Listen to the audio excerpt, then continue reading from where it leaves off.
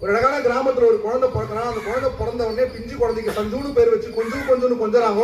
குழந்தை பிறந்தனால 1 2 3 4 5 வயசு ஆனவனே கொண்டு போய் எங்க விடுறாங்க? பள்ளியில விடுறாங்க. பையன் 1வது 2வது 3வது 4வது 5வது 6வது போயிட்டான். பெரிய ஸ்கூலுக்கு போயிட்டான். போன உடனே அவனுக்கு பயங்கர படா தோஸ்துங்க, மோட்டா தோஸ்து படா தோஸ்து எல்லாம் பக்கத்துல இருக்கிறானோ. ஒருத்த வரான், டேய் அப்பவே மச்சான் வாடா அப்படின்னு. இவன் என்னடா, டேய் என்ன ஒரு பையன் சீச்சு மாத்திக்கிட்டா, அதுக்கு நடா பண்ணலாம், வாடா நம்ம போய் அவனை சீச்சு மாத்திக்கலாம். அந்த பையன் சொல்றான், டேய் தீய சொற்களை பேசுறது தவறானதுடா, அது கெட்ட பழக்கம்டா, தீய பழக்கம், நான் வரமாட்டேன் போடான்ட்டான். அப்படியே நாட்கள் போது 7வது போயிட்டான் அந்த பையன். மறுபடியும் இன்னொரு தோணும், டேய் சஞ்சு என்கிட்ட நிறைய காசு இருக்குதுடா, டேய் எப்படா இவ்வளவு காசு, எங்க அப்பா கீழே சுட்டுக்கிட்டு வந்தா. இவன் உடனே, டேய் திருடுறது தப்பு தவறான பழக்கம்டா, போடா நான் வரமாட்டேன், வயசம் வேணா சாக்லேட் வேணா போடா அப்படின்னு திட்டி அனுப்பிச்சிட்டான். மறுபடியும் அப்படி நாட்கள் போது பையன் 8வது போயிட்டான்ப்பா. மறுபடியும் ஒருத்தன் வரான், டேய் மறுபடியும் அவனும் பையன் காமிறான், என்னடா காசா, ஏய் வீடா எங்க தாத்தா வச்சிருந்தாரா தூக்கிட்டு வந்துட்டா, டேய் பாவி புகை பிடிக்கிறது, ஐயோ சாமி குத்தம் நான் வரமாட்டேன் போடா அப்படின்ட்டான். மறுபடியும் பையன் 9வது போயிட்டான். மறுபடியும் இன்னொரு தந்தல வருது, இதுல வெள்ளை கலர்ல இது போடுறா அப்படின்ட்டா. சிகரெட் எங்க அப்பா பாக்கெட்ல இருந்து தூக்கின்னு. அந்த பையன் மறுபடியும் நான் போடுறான், டேய் கெட்ட பழக்கம்டா, மறுபடியும் போடா. அப்படியே பையன் 10வது 11வது 12வது போறான். இன்னொரு ஒருத்தன் வரான், ஃப்ரெண்டு வச்சு 2 ட்ரீட் எங்க மது குடிக்கிறதுக்கு கூப்பிடுறான். இவன் என்ன பண்றான், அப்படியே தலை சுத்தி, என்னன்னா மது எவ்வளவு ஒரு தீய பழக்கம், நான் வரமாட்டேன் போடா அப்படின்ட்டான். அப்புறம் இவன் ஃப்ரெண்ட்ஸ் எல்லாம் சேர்ந்து ஒரு நாள் மீட் பண்றானுங்க. ஸ்கூல் 12th எக்ஸாம் முடிஞ்ச உடனே உனக்கு ஆளாளுக்கு இந்த மொத்த டிக்கெட்டும் வருது. இவனை ஒவ்வொரு காலகட்டத்திலயும் ஒவ்வொரு பழக்கத்துக்கு கொடுத்ததுல அது வந்து என்ன பண்ணுது, இவனை மச்சான் அதை பண்ணு இதை பண்ணு இது பண்ணலாடா அதை பண்ணலாடான்னு சொல்லிட்டு தொலைதுலையே இவனுக்கு கடுப்பாயிடுச்சு. எல்லாரையும் உட்கார வச்சுட்டாங்க.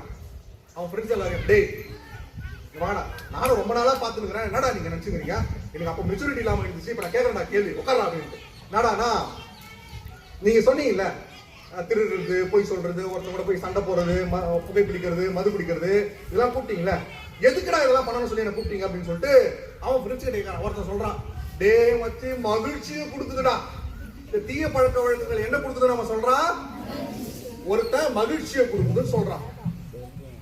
இவன் யோசிக்கிறான்.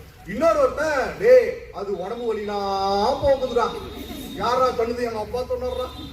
இவன் என்னடா மகிழ்ச்சியை கொடுக்குதுன்ற ஒருத்தன் உடல் வலியை போகுதுடா. இன்னொரு ஒருத்தன் சொல்றான், டே சோகமாகறியா, அப்படி தக்குன்னா சோகம் போயிடுடா. இன்னொரு ஒருத்தன் என்ன சொல்றான், சோகத்தை போக்குது. இன்னொரு ஒருத்தன் என்ன சொல்றான் அப்படின்னா, கெத்துடா. என்னது கெத்துடா, ஆஹா சரி கெத்து. இன்னொரு ஒருத்தன் என்ன சொல்றான் அப்படின்னா, கொஞ்சம் கொஞ்சமா சாப்பிட்டான், உடம்புக்கு நல்லதுதான். இந்த 5 விஷயங்கள சொல்றானுங்க அவன் நண்பர்கள். மகிழ்ச்சியை கொடுக்குது, சோகத்தை போக்குது, உடல் வலியை போக்குது, அப்புறம் கொஞ்சம் கொஞ்சமா குடிச்சா உடம்புக்கு நல்லது, கெத்து சொல்ற 5 விஷயங்களை குறிப்பிட்டு அவன் நண்பர்கள் சொல்றாங்க.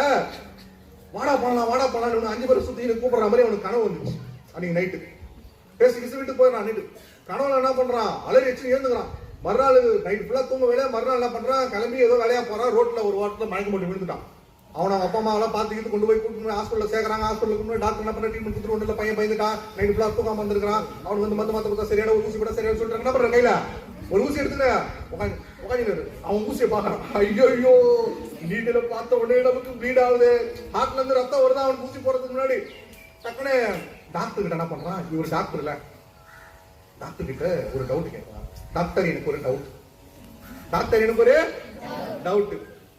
இவரு கண்டுபிடிச்சாரு, இவன் ஊசி பாய்ந்துன்னு என்ன பண்றான், திசை திருப்புறான் அப்படின்னு சொல்லிட்டு டாக்டர் என்ன பண்றாரு, சரி நம்ம பேச்சு கொடுத்து ஊசி போடலான்னு பார்த்தா இவனே ஆடு நம்ம கிட்ட சிக்குதா, ஓகே ரைட் என்னடா டவுட்னு கேட்டோன்னே, டாக்டர் இந்த மது குடிக்கிறது, புகை பிடிக்கிறது, இந்த மாதிரி தீய பழக்க வழக்கங்கள்லாம் நிறைய சொல்றாங்கல்ல, போதை பொருள் எடுத்துக்கலாம், அதெல்லாம் மகிழ்ச்சி கொடுக்குதுன்றாங்களே டாக்டர், சோகத்தை போக்குதுன்றாங்க, உடல் வலியை போக்குதான், அப்புறம் கெத்தான், இந்த மாதிரி கொஞ்சம் கொஞ்சமா சாப்பிட்டா உடம்பு நல்லதான. ஒரு கொஸ்டினா கேள்றான், ஒரு டவுட்டா கிளியர் பண்ணுடான்னு சொல்லிட்டு சொல்றாரு. அவர் என்ன பண்ணாரு, எடுத்த நீடுல இவன் லிஸ்ட் போட்டு வச்சுக்கிறான்.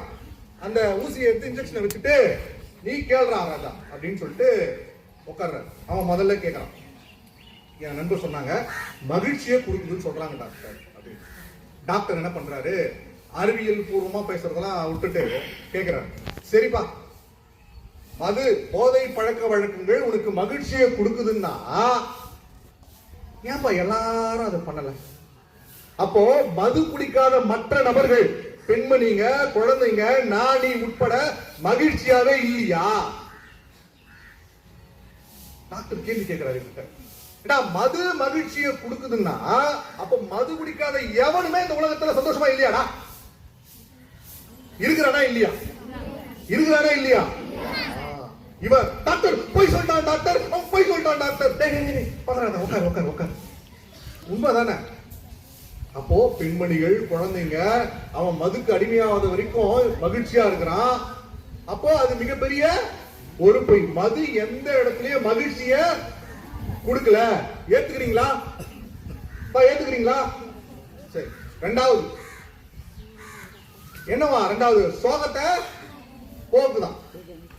சோகத்தை சரிப்பா. இப்போ ஒரு நபர் சோகமா இருக்கிறாரு, மது எடுத்துக்கிறாரு அப்படின்னா மது குடிச்சதுக்கு அப்புறமா அந்த சோகம் போயிடும்ல, அந்த சோகம் போயிடும்ல. அப்ப எதுக்குடா நீ மறுபடியும் மதுவை நோக்கி போற?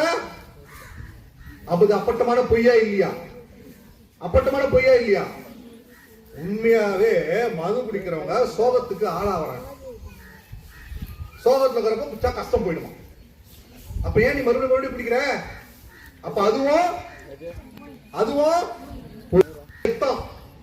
டாக்டர் கெத்தாமே டாக்டர் அப்படின்னு இந்த பையன் கேட்கிறான்.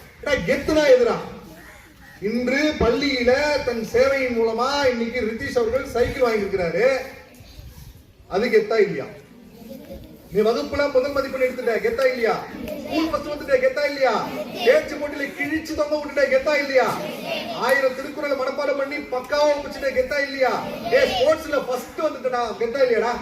உன்னுடைய ஆசிரியர்கள் புகழ்ந்துட்டாங்கடா, கெத்தா இல்லையாடா? அது கெத்து. கெத்தான விஷயங்களை மற்றவர்கிட்ட பகிர்ந்துப்போமா இல்லையா? ஒளிஞ்சு ஒளிஞ்சு, பயந்து பயந்து, திருடி, பொய் சொல்லி, கேவலமா, ரொம்ப ரொம்ப ரொம்ப கேவலமா ஒரு செயலை செய்யறானே, அது எப்படி கெத்தாவும்? டாக்டர் கேட்கிறாரு, நான் கேட்கல, அந்த பையன் கிட்ட. ஆமா இல்ல? அப்ப அது எப்படி கெத்தாவும்? அது கெத்தா? எப்படா போதை பழக்க வழக்கம் கெத்தாவும்? இந்த சமுதாயத்தின் சீர்கேடு. அப்ப கெத்தும் கிடையாதா டாக்டர்? கிடையவே கிடையாது. சோகத்தையும் போக்காது, உடல் வலியும் போக்காது, அது கெத்தும் கிடையாது, மகிழ்ச்சியும் தராது. இன்னொரு அந்த டவுட், டாக்டர் கொஞ்சம் கொஞ்சமா சாப்பிட்டா உடம்புக்கு ரொம்ப நல்லதாமே டாக்டர். ஏன்பா கொஞ்சம் கொஞ்சமா சாப்பிட்டா உடம்புக்கு நல்லதுன்னா குழந்தை பிறக்குது இல்ல, அவன் குழந்தைக்கு ஏன் கொடுக்க மாட்டான்பா? மது வீட்டுக்கும் நாட்டுக்கும் கேடுன்னு போடுறானே ஏன்பா? இன்ஜுரிஸ் டு ஹெல்த்னு போடுறானே ஏன்பா? அப்போ அது நீ கொஞ்சமா எடுத்தாலும் உடலுக்கு ஆரோக்கியம் கிடையவே கிடையாது. ஒத்துக்கிறீங்களா? கிளியரா?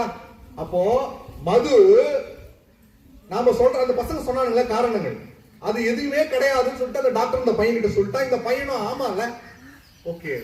இந்த பையனுக்கு இன்னொரு டவுட், டேய் மறுபடியும் டவுட்டாடா, என்னடா கேள்றான் டாக்டர். அப்போ மகிழ்ச்சியை கொடுக்கல, உடல் வலியை போக்கல, சோகத்தை போக்கல, கெத்து கிடையாது, அது உடம்புக்கு கொஞ்சம் கொஞ்சமா சாப்பிட்டா கூட நல்லது கிடையாதுன்னா அப்ப அந்த மது என்னதான் டாக்டர் பண்ணுதுன்னு சொல்லிட்டு கேட்கறான். இப்போதான்டா நீ விஷயத்துக்குள்ள வந்துட்ட, இப்பதான் நீ விஷயத்துக்குள்ள வந்துக்கிறடா. அப்ப அந்த டாக்டர் சொல்றாரு, மைனா இந்த போதை பழக்க வழக்கங்கள்லாம் இருக்குல்ல, அது எந்த வகையில நீ உள்ள எடுத்துக்கிட்டாலும் அது என்னடா பண்ணுதுன்னா, நீ எடுத்துக்கிட்ட 20ல இருந்து 30வது நிமிஷத்துல உன் உடல்ல கார்டிசால் அப்படின்ற ஒரு ஹார்மோன் சுரக்குது, கூடவே அட்ரினலினும் சுரக்கும். கார்டிசால்ன்ற ஒரு ஹார்மோன் சுரக்குது. அந்த ஹார்மோன் என்ன ஹார்மோனா? ஒரு ஸ்ட்ரெஸ் ஹார்மோன்.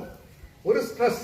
நாம மன அழுத்தத்துல இருந்தோம்னா, சோகத்துல இருந்தோம்னா, கஷ்டத்துல இருந்தோம்னா, துக்கத்துல இருந்தோம்னா, துயரத்துல இருந்தோம்னா, துவண்டு இருந்தோம்னா நம் உடம்புல சுரக்கக்கூடிய ஒரு ஹார்மோன் அந்த கார்டிசால்.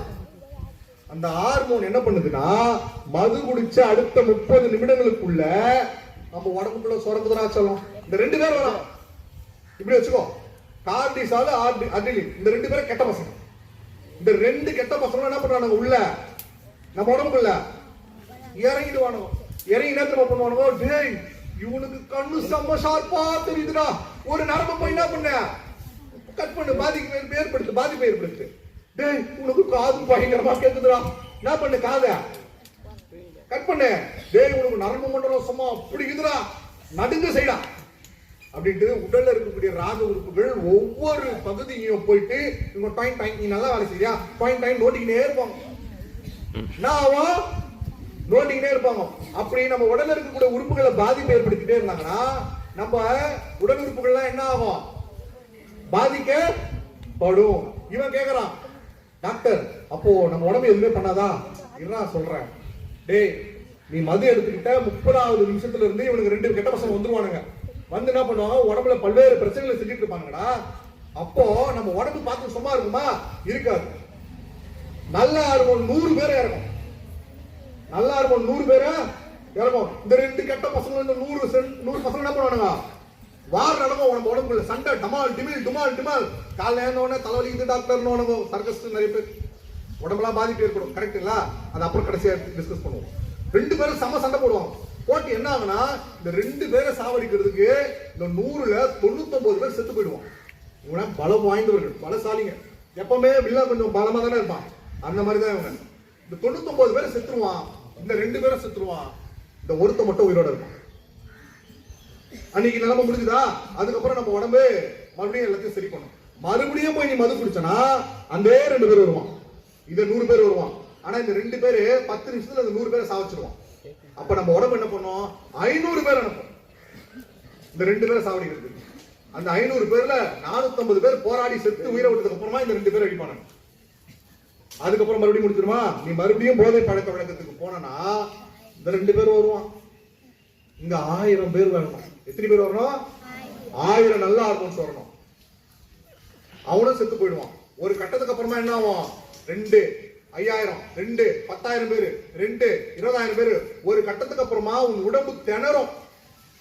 நல்ல ஹார்மோன்கள் நல்ல படை வீரர்களை அனுப்பவே முடியாது. அந்த திறனை தகுதியே உன் உடம்பு இழந்துடும். முடிஞ்சு போச்சு தோழி. எதிர்க்கிறதுக்கு போராடுறதுக்கு யாருமே இல்லாதப்ப என்ன ஆகுனா, இந்த 2 பேரும் சேர்ந்து உன்னுடைய உடல் உறுப்புகள் அத்தனையும் பாதிப்பை ஏற்படுத்திட்டே இருப்பாங்க. ஒரு கட்டத்துக்கு அப்புறமா உன்னுடைய உடம்பு எதுவுமே செய்யாம சரணாகதி அடைஞ்சிரும். அந்த கெட்ட ஹார்மோன் உன் உடல் உறுப்புகள் ஒவ்வொன்றுத்தையும் கிட்னி, லிவரு, இதயம், கண் பார்வை, நரம்பு மண்டலம் எல்லாம் போயிட்டே இருக்கு. ஏகப்பட்ட போதை மறுவாழ்வு மையங்கள்ல, அரசு மருத்துவமனைகள்ல போதையால பாதிக்கப்பட்ட பல்வேறு நபர்கள் இணை நோய்களால பாதிக்கப்பட்டு காசு பணம் இல்லாம அவங்க குடும்பமே சீரழிஞ்சிட்டு இருக்குது. ஏகப்பட்ட பேரை நாம பார்த்துட்டு இருக்கிறோம். அவர்கள்கிட்ட எல்லாம் உட்காந்து பேசுகிற பொழுது எப்படி ஆரம்பிச்சீங்கன்னு கேட்கிறப்போ சர்வசாதாரணமா சொல்லுவான், ஜாலியா இருக்கும், வாடான்னு ஃப்ரெண்டு கூப்பிட்டானா போனா அவ்வளவுதான். இந்த டாக்டர் இதை இந்த பையன்கிட்ட சொல்றாரு. சொன்ன உடனே எப்பா நல்ல வேலை நான் தப்பிச்சுட்டேன், நல்ல வேலை நான் தப்பிச்சுட்டேன். இந்த டாக்டர் என்ன பண்றாரு, நீ தப்புச்சிட்டப்பா, அவங்க நெருங்கிய நண்பர்களா அப்படின்னு கேட்கிறாங்க. ஆமா. அப்போ அவங்க கிட்ட போயிட்டு திருத்த வேண்டிய பொறுப்பு யாருக்கு இருக்கு? அவங்க கிட்ட சொல்லி இதை புரிய வைக்க வேண்டிய பொறுப்பு உனக்கு இருக்குன்னு சொல்லி அந்த பையன் கிட்ட சொல்றாரு. அந்த பையனும் தலையாட்டிக்கிறான். அந்த பையனும் தலைய ஆட்டிக்கிறான். அப்போ இந்த போதை பழக்க வழக்கங்கள் நம்ம உடம்பெல்லாம் இவ்வளவு பெரிய பாதிப்பை ஏற்படுது. குறிப்பா இதுல நாம என்ன மாணவர்கள் கிட்ட ஏன் நான் இதை சொல்றேன்னா, ஏன் மாணவர்கள் கிட்ட சொல்றேன்னா, நீங்க புரிஞ்சுக்கணும் என்னன்னா, ஒரு மனிதன் குழந்தையா பிறந்து தன் தாய் மடியில தவழ்ந்து இந்த உலகத்துல கொஞ்சம் கொஞ்சமா நகர்ந்து முட்டி போட்டு காலில் இழுத்து வச்சு அழகா நடக்க ஆரம்பிக்கிறான். கரெக்டா? ஒரு மனிதன் எப்பொழுது முழு மனிதனாகிறான், அவன் எப்ப முழுமை அடைகிறான் அப்படின்னா, கிட்டத்தட்ட அவன் வளர்ந்துட்டான், வளர்ச்சி, அவன் கை கால் வளர்ந்துடுச்சு, மூளை வளர்ந்துடுச்சு, அப்படிலாம் கிடையாது. ஒரு மனிதன் முழுமை அடைவதற்கு கிட்டத்தட்ட 30 ஆண்டுகள் ஆகும். இது ஒரு அனுபவ பாடம். 30 ஆண்டுகள் ஆகும், 30 வருஷம் ஆகும். நம் உடல் வளர்ச்சியும் மூளையெல்லாம் சொல்றாங்கல்ல, பள்ளி 22 வயசு வரைக்கும் 30 வயசு வரைக்கும் வளரும் சொல்லுவாங்க, மூளை வளர்ச்சி இந்த வயசு வரைக்கும் இருக்கும் சொல்லுவாங்கல்ல. அந்த மாதிரி கிட்டத்தட்ட அந்த முழு வளர்ச்சியை எல்லா விதத்திலும் நம்ம அடையிறதுக்கு 30 ஆண்டுகள் ஆகும். புரியுதா? அதுக்குள்ள நீ இளம் வயதுல இந்த போதை பழக்க வழக்கங்களுக்கு ஆளாகிறப்ப என்னடா நடக்குதுன்னா, ஒரு 15, 15, 16, 17, 20 வயசுக்குள்ள நீ எடுத்துக்கிற என்ன நடக்குதுன்னா, உன் மூளை சிந்திக்கக்கூடிய ஆற்றலை இழக்குதுன்னு சொல்லுது அறிக்கை. இன்னைக்கு பல்வேறு குற்றங்கள், கொலை குற்றங்கள் நடக்கிறதுக்கு மூல காரணம், முழு காரணம் போதை பழக்க வழக்கங்கள். பொருளாதார குற்றமா இருக்கட்டும், பாலியல் குற்றங்களாக இருக்கட்டும், கொலை குற்றங்களாக இருக்கட்டும், இல்ல சைபர் கிரைம்களாக இருக்கட்டும், இது அத்தனைக்கும் காரணம் ஏதோ ஒரு வகையில போதை பொருள் புள்ளி வரும் சொல்லுது. ஏன்னா இந்த தேவை உடல் உழைப்பு போறது கிடையாது, சிந்தனை இழந்துட்டா, அவன் படிப்பு நின்று போச்சு, வேலை கிடைக்கல, பாசு வேணும் வாழறதுக்கு, என்ன பண்ணலாம்? எளிய வழியில அப்படி நோக்கிய போற பயணம். பல்வேறு குற்றவாளி உருவாகிறதுக்கு காரணமே போதை தான். அப்போ இந்த சின்ன வயசுல எடுத்துக்கிறதுக்காக என்ன ஆகுதுன்னா, ஃபர்ஸ்ட் சிந்திக்கக்கூடிய ஆற்றலை எழுந்துரும். உன் கண் பார்வை கொஞ்சம் கொஞ்சமா உன் உடல் உறுப்புகள் பாதிக்கப்படும். நீ 30 வயசுக்கு மேல எடுத்துக்கிட்டா அது வேற. நீ எங்கன்னா குட்டிச்சவரா போட்டு நாங்க விட்டுடுவோம். உன் வீட்டுல இருக்கிற அப்பா அம்மா, உன் ஆசிரியர்கள், நான் சமுதாயத்தில் இருக்கிற நல்ல மனிதர்கள் யாரும் இதை பத்தியும் கவலைப்பட மாட்டாங்க. ஏன்னா உனக்கு அழிவு உடனுக்குடன் காத்துட்டு இருக்குது. ஆனா நீ அந்த 30 வயசு இந்த பள்ளி பருவத்துல போய் அதை சிக்கிக்கிட்டனா தங்கம், நீங்க அறியாமையில செய்றீங்கடா தங்கம், எங்களுக்கு உங்க மேல அக்கறை இருக்குடா தங்கம், அதனாலதானே அவங்க கிட்ட திரும்ப திரும்ப வந்து பேசுறோம். பண்ணாதடா, செய்யாதீங்க. மறுபடியும் நான் என்ன சொல்றேன், அவனை 30 வயசு மேல நீ போய் எங்க இருக்கா போ, அதை பத்தி எங்களுக்கு கவலை கிடையாது. ஏன்னா நீ 30 வயசு மேல பண்ண மாட்டேன். ஏன்னா அப்ப இருக்கிற கமிட்மெண்ட், அப்ப இருக்கிற அந்த வாழ்க்கை சூழல். ஆனா 30 வயதுக்கு வரைக்கும் நீ எதுக்கும் ஆளாகாம இருந்துட்டுன்னு வச்சுக்கேன், ராஜ வாழ்க்கை. ஒரு மனிதன் முழுமையாக செட்டில் ஆயிட்டான்னு சொல்லுவாங்கல்ல, அதுக்கு நீங்க ஒரு கிரைட்டீரியா வச்சிருப்பீங்க, என்னெல்லாம் தேவைன்ட்டு. அது எல்லாமே உங்களுக்கு கிடைச்சிரும்டா. ஆனா அந்த பள்ளி பருவத்துல, கல்லூரி பருவத்துல மமனை நீ கண்டிஸ் அந்த போதை பழக்க வழக்கங்களுக்கு ஆளாம வந்துட்ட, நீ தாண்டா ராஜா. உன் ஊருக்கும் சரி, இந்த உலகத்துக்கும் சரி, உன் குடும்பத்துக்கும் சரி, நீ தான் ராஜா. ஏன்னா தாங்களா யோசிச்சு பாருங்களேன், உனக்கு எதுவும் அறியாத வயசுல இந்த மாதிரி ஒரு 5 காரணங்கள் நான் சொன்னேன். இந்த மாதிரி பல்வேறு காரணங்கள் இருக்கு, புரியுதா? ஆமா, நீ போயிட்டு அதுக்கு ஆளாயிட்டனா என்ன ஆகும்? இன்னைக்கு நிறைய பேருக்கு அதுக்கு முன்னாடி 10 குழந்தை 15 குழந்தை பிறந்துட்டு இருந்ததா, இன்னைக்கு குழந்தையே கிடையாது நிறைய பேருக்கு. மறைமுகமா மிக முக்கியமான காரணம் பார்த்தா போதை பழக்க வழக்கங்கள் தான். இன்னைக்கு குழந்தை கருத்தரிப்பு மையங்கள் அதிகமாயிடுச்சு, மருத்துவமனைகள் இருக்கு. நோயை எப்படி தடுக்கணும்னு சொல்லி கொடுக்கறத விட நோயை தீர்க்கிறது. இந்த ஸ்ட்ரெஸ் ஹார்மோன் சொன்னல, சோகத்துல இருக்கிற பிரதான ஹார்மோன், அப்போ குடிச்சப்போ அது வருது, அது எப்படி மகிழ்ச்சி கொடுக்கும்? ஸ்ட்ரெஸ் ஹார்மோன் அது வந்து நம்ம உடலுக்கு மிக மிக கேடு. சுகர் லெவல் அதிகப்படுத்திடும், பிபி லெவல் இன்க்ரீஸ் பண்ணிடும். அட்ரினலினும் கிட்டத்தட்ட வந்து ரொம்ப டேஞ்சரஸ், புரியுதுங்களா? ஆமா, இதுதான் சயின்டிபிக்கா என்ன நடக்குது உங்களுக்கு எளிமையா சொல்லிட்டேன். இந்த கெட்ட பசங்க வாழ்க்கையை சதைச்சிருவானுங்க, புரியுதா? உங்க வீட்டுல உங்க அண்ணன்களா இருக்கட்டும், உங்க அப்பாவா இருக்கட்டும், அவங்க கிட்ட உட்காந்து பேசுங்க. சரிப்பா, இப்போ ஸ்டார்டிங்ல நான் ஒருத்தரை பத்தி சொன்னேன். யாரை பத்தி சொன்னேன்? யாரை பத்தி சொன்னேன்? மனநலம் பாதிக்கப்பட்ட நபரை பத்தி சொன்னா. ஓகே, அவர் என்ன பண்ணுவாரு பாருங்க. இப்போ இந்த மதுவினால் பாதிக்கப்பட்ட நபர் அவர் என்னதான் பண்ணுவார்? கை தூக்கி பார்ப்போம். அவர் என்ன பண்ணுவார்ப்பா? மதுவினால் பாதிக்கப்பட்ட நபர்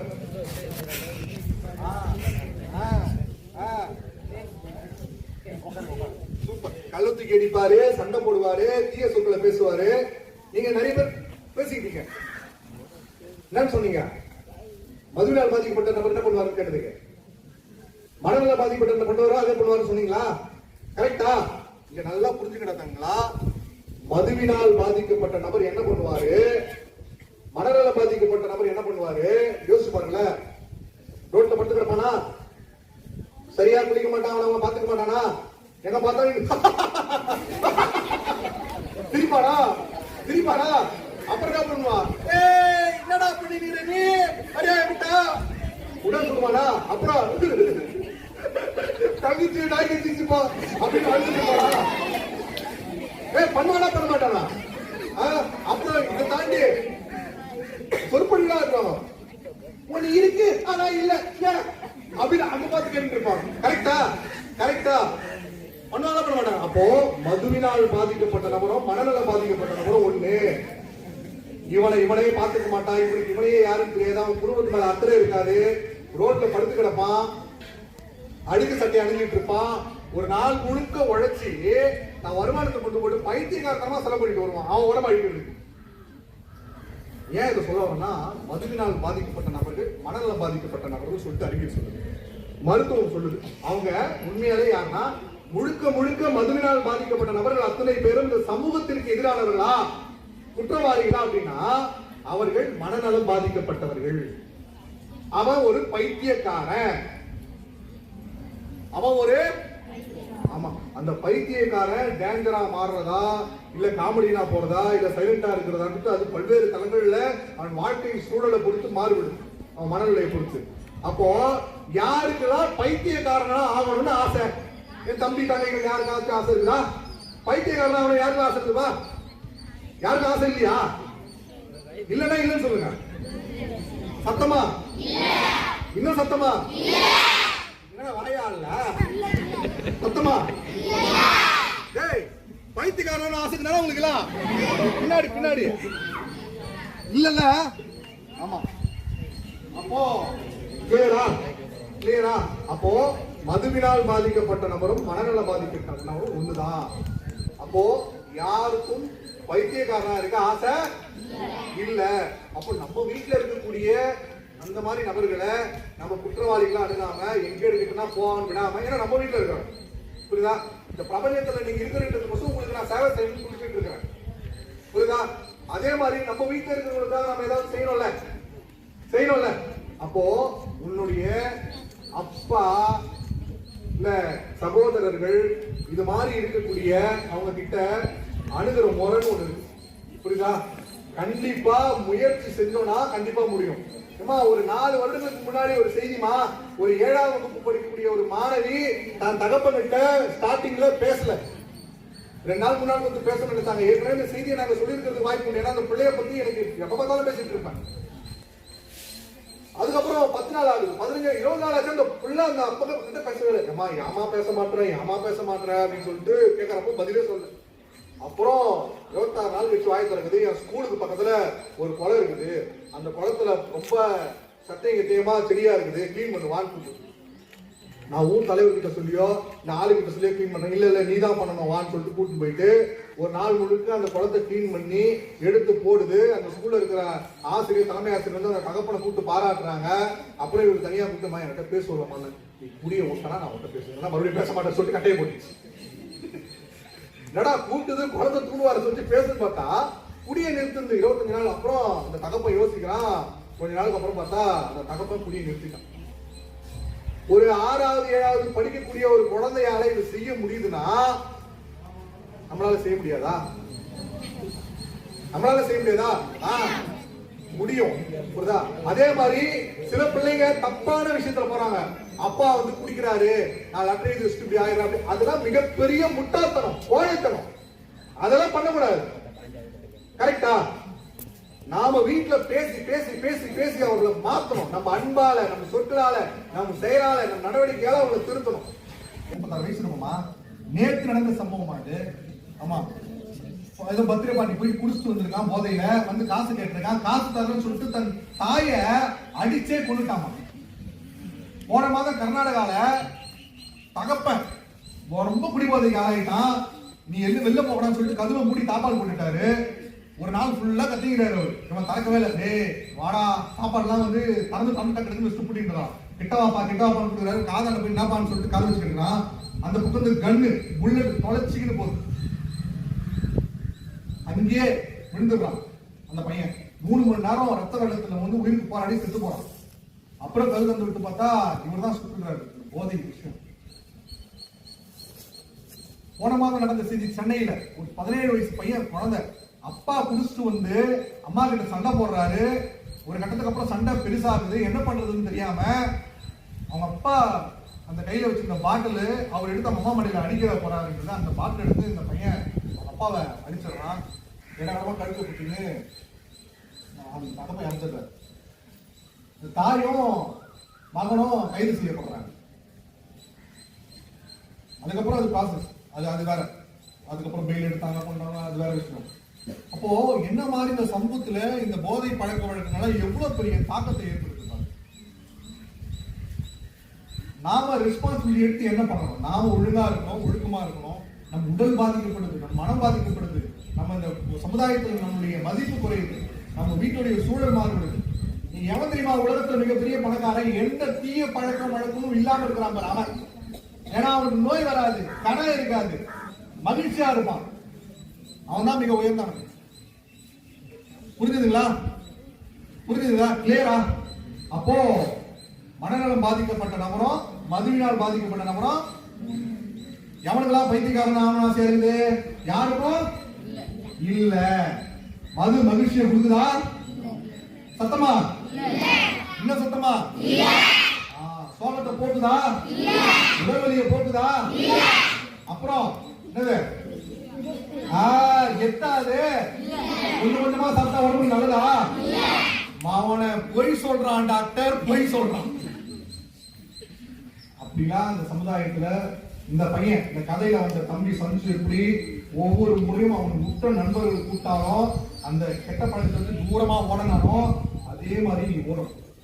உங்ககிட்ட யாராவது இந்த மாதிரி வந்து சொல்றாங்க அப்படின்னா இவன் எப்படி அந்த டாக்டர் கிட்ட அதுக்கப்புறமா டவுட் கேட்டாலும் நீ உடனே போய் கேளு. அம்மா இந்த மாதிரி ரெண்டுக்கிறான் இந்த மாதிரி வந்து கூப்பிடுறான்னு சொல்லிட்டு வீட்டுல போய் சொல்லு. அதே மாதிரி கெத்துன்ற விஷயமே கிடையவே கிடையாது. சரியா? உங்ககிட்ட ஒரு விஷயத்த செஞ்சுட்டு செய்ய சொல்லிட்டு ஒரு செயலையோ இல்ல ஒரு பொருளையோ இல்ல ஏதாவது ஒரு பழக்கத்தையோ பண்ண சொல்லிட்டு அதை யாருக்கும் சொல்லாத அப்படின்னு ஒருத்தன் சொல்றான்னா அப்ப அது கண்டிப்பா தவறான விஷயமா தான் இருக்கு. யோசி, நல்லா யோசி. ஒரு செயல் உங்ககிட்ட செய்யப்படுகிறது அதை வெளியில சொல்லாத அப்படின்னாலும் அது தீய பழக்க வழக்கம் தான். உன்னை செய்ய சொல்றான், உன்னை ஒரு ஊடகமா பயன்படுத்துறான், ஆனா யாருக்குமே சொல்லாதன்னு சொல்றாங்கன்னா அதுவும் ஒரு தீய பழக்க வழக்கம் தான். உங்கள்கிட்ட கொடுத்து ஏதாவது வாங்கிட்டு வர சொல்றான், ஏன் நீ போய் வாங்குறது தானே, ஏன் உங்கள்கிட்ட வாங்கிட்டு வர சொல்றான், யார்கிட்டையும் சொல்லாதன்னு சொல்றான். உன் வீட்டுக்கோ உன் ஆசிரியர்களுக்கோ இந்த சமுதாயத்துல மூடி மூடி வச்சு உன்னை ஒரு செயல் செய்ய சொல்றாங்க, உன்னை வச்சு ஒரு செயல் செய்யறாங்கன்னா அது தவறானது, அது பொய்யானது. உனக்குன்னு ஒரு வயசு இருக்கா, அதுக்கப்புறம் நீ என்ன வேணாலும் பண்ணலாம் தரலாம். புரியுதா? ஏன்னா அது நீயா உன் தலையில மண்ணு வாரி கொண்டு. இப்போ நீங்க எங்களை பொறுத்த வரைக்கும் குழந்தைங்க. புரியுதா? அதனால சொல்ல வேண்டியது என்னுடைய கடமை. சரியா? கிளியர் ஆயிட்டீங்களா? இதுதான். அப்போ டவுட் கிளியர் அந்த பையன். அப்போ வந்து எந்த வகையிலும் போதை பழக்க வழக்கம், ஏன் போதை பழக்க வழக்கங்கள் ஆளாகக்கூடாது, அது உண்மையாலே நல்லதா கெட்டதா பார்த்துட்டோம். நம்ம உடம்புக்கு எந்த பாதிப்பை ஏற்படுத்துறது தெரிஞ்சுக்கிட்டோம். புரியுதா? ஆமா. மது குடிச்ச 30 நிமிஷத்துல நமக்கு என்ன நடக்குது? ரெண்டே கெட்ட பசங்க உள்ள வந்துருவாங்க, அவங்க எல்லாத்தையும் காலி பண்ணுவாங்க. புரியுதா? ஒழிக்கிறது அப்படின்றது கொஞ்சம் கடினமான செயல். போதை பழக்க வழக்கங்கள் கரெக்டா? தடுக்கிறதுன்றதும் ஒழிக்கிறத விட கொடுமையான விஷயம், நம்ம போய் தடுக்கவும் முடியாது. கரெக்டா? ஆனா தவிர்க்கிறதுன்றது ரொம்ப ரொம்ப ரொம்ப எளிமையான விஷயம். கரெக்டா? போதை பொருள் நான் ஒழிச்சிடறா முடியுமா? தடுத்துறா முடியுமா? ஆனா தவிர்க்கிறதுன்றது என்னால முடியும். சரியா? அதனால தவிர்ப்போம் அப்படின்ற ஒரு உறுதிமொழியோட இன்றைய நிகழ்வை நம்ம சிறப்பாக முடிச்சுப்போம். சரிங்களா? இது சார்ந்து கண்டிப்பா வந்து நம்ம பேசுவோம், நிறைய பேசுவோம். சரிங்களா? அடுத்த முறை கல்வி சார்ந்தும் நிறைய விஷயங்களை பேசுவோம்.